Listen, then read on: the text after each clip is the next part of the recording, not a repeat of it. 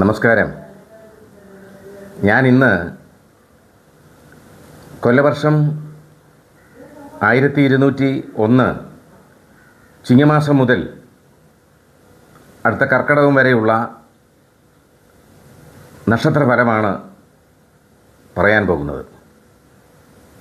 ഇന്ന് മേടം രാശിയുടെ ഫലമാണ് പറയുന്നത്.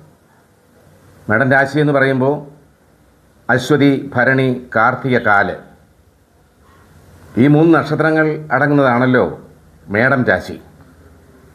മേടം രാശിക്കാർക്ക് ഈ ഒരു വർഷക്കാലയളവിനുള്ളിൽ ഉണ്ടാകുന്ന ചില അനുഭവങ്ങളാണ് ഇന്ന് പറയാൻ ഉദ്ദേശിക്കുന്നത്.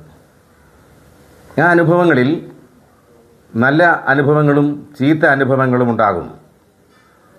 ചീത്ത അനുഭവങ്ങൾ വരുമ്പോൾ ജീവിതത്തിൽ നിരാശപ്പെടേണ്ട ഒരു കാര്യവുമില്ല. എല്ലാത്തിനും ഈശ്വരാനുഗ്രഹം ആവശ്യമാണല്ലോ. അപ്പോൾ അതിനുള്ള പരിഹാരങ്ങളും ഞാൻ ഇന്ന് നിർദ്ദേശിക്കുന്നുണ്ട്.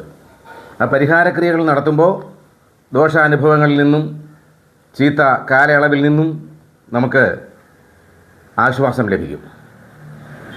അപ്പോൾ മേടക്കൂറുകാർക്ക് ചിങ്ങം മുതൽ കർക്കിടക അവസാനം വരെ ഗുണദോഷ സമ്മിശ്ര ഫലമായിരിക്കും അനുഭവപ്പെടുക. അതായത് പ്രവൃത്തി മേഖലയിൽ തടസ്സങ്ങളും തർക്കങ്ങളുമൊക്കെ ഉണ്ടാകാനുള്ള സാധ്യതയുണ്ട്. സഹപ്രവർത്തകരിൽ നിന്നും ചതിയുണ്ടാകാൻ ഇടയുണ്ട്. അതുകൊണ്ട് സഹപ്രവർത്തകരോടൊക്കെ നമ്മൾ ഇടപഴകുമ്പോൾ വളരെയധികം ശ്രദ്ധിച്ച് മുന്നോട്ട് നീങ്ങേണ്ടതായിട്ടുണ്ട്. ധനാഗമ മാർഗങ്ങൾക്കൊക്കെയും തടസ്സങ്ങളുണ്ടാകും.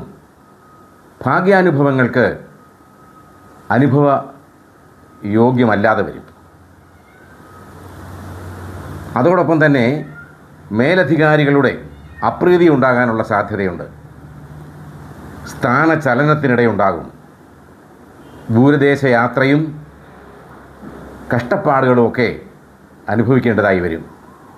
യാത്രയിൽ ധനനഷ്ടത്തിനുള്ള ഇടയുണ്ട്. അതുകൊണ്ട് വളരെയധികം ശ്രദ്ധിക്കണം.